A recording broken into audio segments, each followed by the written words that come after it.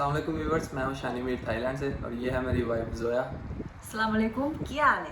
ठीक ठाक है। तो व्यूअर्स, आज हम हाज़िर हुए हैं वीज़ा के बारे में इंफॉर्मेशन देने के लिए कि थाईलैंड का वर्क परमिट जो है वो किस तरह से हासिल किया जा सकता है। क्योंकि एक भाई हैं जो हमारी वीडियोस देखते हैं, उनका नाम है आदिल खान। तो उनने ये सवाल पूछा था कि वर्क परमिट कैसे हासिल किया जा सकता है थाईलैंड का। वो थाईलैंड में आके जॉब करना चाहते हैं। तो इसी सिलसिले में हम हाज़िर हुए हैं कि आप लोगों से शेयर कर सकें इंफॉर्मेशन। तो ये जवाब जो था वो मैं कमेंट में भी दे सकता था, लेकिन इसलिए नहीं दिया। ये वीडियो बनाने का मकसद ये है कि बाकी भी जितने लोग इस बारे में जानना चाहते हैं ये इन्फॉर्मेशन उन्हें भी मिल जाए। क्योंकि अगर मैं कमेंट में अगर जवाब देता तो शायद सिर्फ कुछ लोग या सिर्फ वो भाई आदिल खान साहब सिर्फ वो ही देखते तो उन्हें ही पता चलता, तो बाकी लोग फिर दोबारा से ये सवाल करते। तो मैंने बेहतर यही समझा कि मैं एक वीडियो बना के तो अपलोड कर देता हूँ, ताकि नेक्स्ट कोई भी अगर ये इन्फॉर्मेशन हासिल करना चाहे तो वो इस वीडियो को देख ले। तो व्यूअर्स, सबसे पहले वर्क परमिट हासिल करने के लिए जो रिक्वायरमेंट्स हैं, मैं लीगल रिक्वायरमेंट्स के बारे में बात कर रहा हूँ, क्योंकि एजेंटी वगैरह ये चीज़ें मैं नहीं डिस्कस करूँगा, तो क्योंकि ये है भी लीगल है। तो मैं लीगल तरीके से जो रिक्वायरमेंट्स हैं जिनके बारे में मुझे पता है, मैं वही आप लोगों से शेयर करूँगा।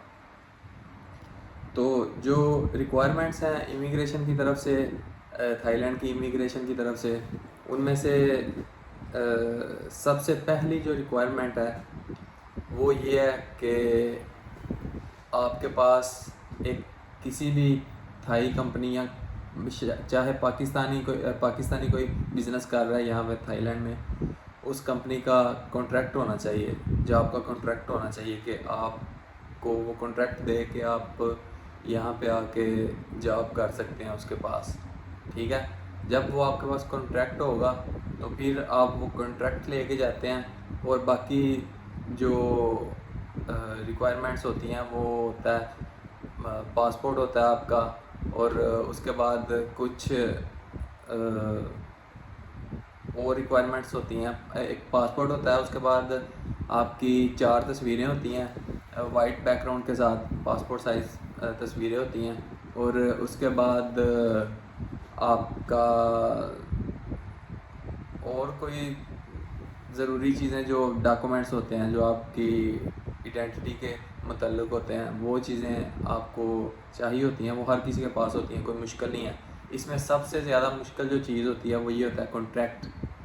कॉन्ट्रैक्ट कहाँ से लेना है, ये सबसे ज़्यादा मुश्किल होता है। और कॉन्ट्रैक्ट भी ऐसा नहीं है कि जैसे आप लोग देखते हैं हमारा ढाबा है छोटा सा, तो ऐसा नहीं है कि हम भी किसी को कॉन्ट्रैक्ट दे के बुला सकते हैं, ऐसा बिल्कुल मुमकिन नहीं है।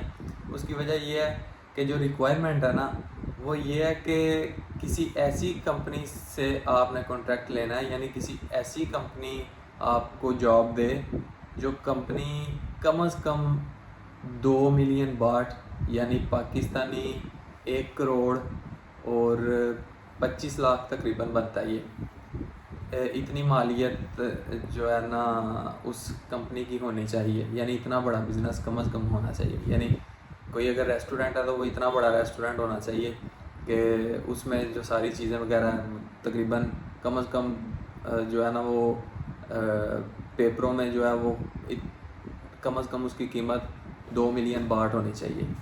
ठीक हो गया।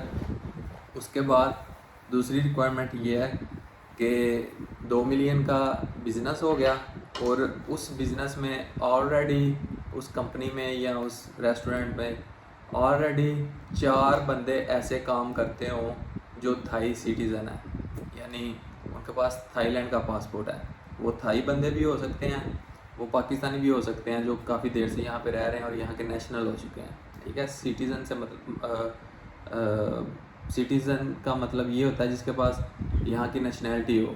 ठीक है, 4 बंदे ऑलरेडी उस कंपनी में काम करते हो तो फिर 5वां बंदा आप हो सकते हैं। अगर ऐसा नहीं है तो फिर ज़ाहिर बात है इमिग्रेशन वो आपको जो है ना रिजेक्ट कर देती है, आपका वीज़ा रिजेक्ट कर देती है। ठीक है, तो यही इन्फॉर्मेशन थी जो मैंने आप लोगों से शेयर करनी थी कि अगर आपका कोई जानने वाला है यहाँ पे जिससे आप वीज़ा वगैरह इस तरह वो आपको जवाब दे सकता है। फॉर एग्ज़ाम्पल आपका कोई रिश्तेदार हो सकता है, कोई दोस्त हो सकता है जो रिच है इतना, जो यहाँ पे अपना बिज़नेस ऑन कर रहा है, उसकी मालियत, उसके बिज़नेस की मालियत जो है वो कम से कम 2 मिलियन बाट है। तो वो आपको अगर कॉन्ट्रैक्ट दे, आपको जॉब दे अपनी कंपनी में, ठीक है, उसका तरीकाकार ये होता है कि आप ऑनलाइन वो कौन-सी देगा, आप ऑनलाइन अप्लाई करेंगे। वो एक सारा जो है ना इस तरह नहीं होता कि आप उसे फ़ोन करें मुझे कॉन्ट्रैक्ट दो, वो आपको कॉन्ट्रैक्ट दे दो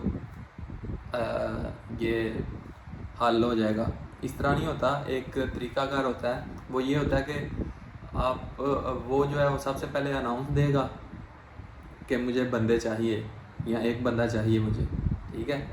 तो आप जो है उसे ईमेल करेंगे, साथ में ज़ाहिर बात है जो कंपनी अनाउंस देती है वो अपनी ईमेल भी देती है कि इस ईमेल पे रब्ता करें। तो वो आपको आप उसकी ईमेल में अपनी सीवी सेंड करें, उसके बाद वो इंटरव्यू करे आपका। ये हर चीज़ जो है ना वो रिकॉर्ड में होनी चाहिए, ताकि अगर वो पूछें इमिग्रेशन वाले केस ऑफिसर जो है कि किस तरह से जॉब मिली, तो वो सारा डिटेल से आप बता सकें, ठीक है। तो ये तरीकाकार होता है लीगल तरीके से वर्क परमिट जो है वो थाईलैंड का लेने का। और बाकी जो है वो ज़्यादातर यहाँ पे लोग जो है वो इस तरह नहीं आते, ज़्यादातर लोग जो है वो दूसरे तरीक़ों से आते हैं, यहाँ पे इंटर होते हैं और इलीगल होकर काम शाम करते रहते हैं या शादियाँ वगैरह करते हैं। वो मैं उस मुतल्लिक जो है ना वो बात नहीं कर सकता इस वीडियो में। तो व्यूअर्स, ये था सारी इन्फॉर्मेशन जो मैंने आपसे शेयर करनी थी। You can do first part. You Kevin là bắt đầu. Ok. तो व्यूअर्स, ये सारी इन्फॉर्मेशन थी जो मैंने आप लोगों से शेयर करनी थी। तो अगर वीडियो अच्छी लगी हो तो लाइक शेयर ज़रूर किया करें और इस चैनल को सब्सक्राइब करना ना भूलिएगा, ताकि इसी तरह की इंटरेस्टिंग वीडियोज़ आप तक पहुंचती रहें।